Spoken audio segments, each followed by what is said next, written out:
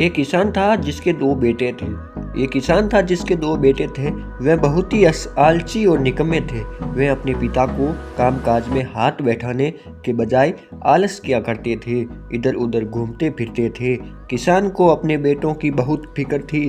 वो सोचते थे कि मेरे मरने के बाद इनका क्या होगा, यह अपना पेट कैसे भरेंगे, अपने परिवार को कैसा संभाल पाएंगे।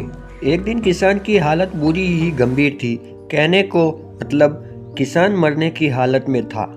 तभी किसान के अपने बेटों को बुलाकर उनसे कहा कि हमारे खेत में एक खजाना गड़ा हुआ है, लेकिन वह किसी जगह है, उसकी जानकारी मुझे भी नहीं। इतना कहकर किसान भगवान को प्यारे हो गए। खजाने की खबर सुनकर दोनों बेटों के मन में लालच आ गया और वो दोनों खेत में चले गए।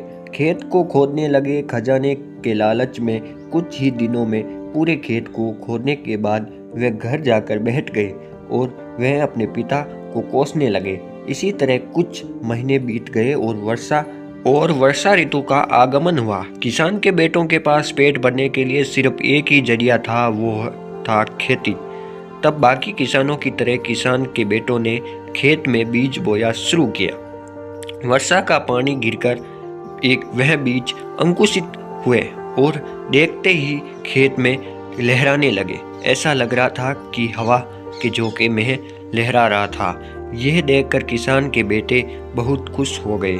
उनको समझ आ गया कि परिश्रम ही सच्चा धन होता है और वह उसी तरह से अपने पिता के शब्दों का मोल भी समझ गए और अपने कामकाज में लग गए थे।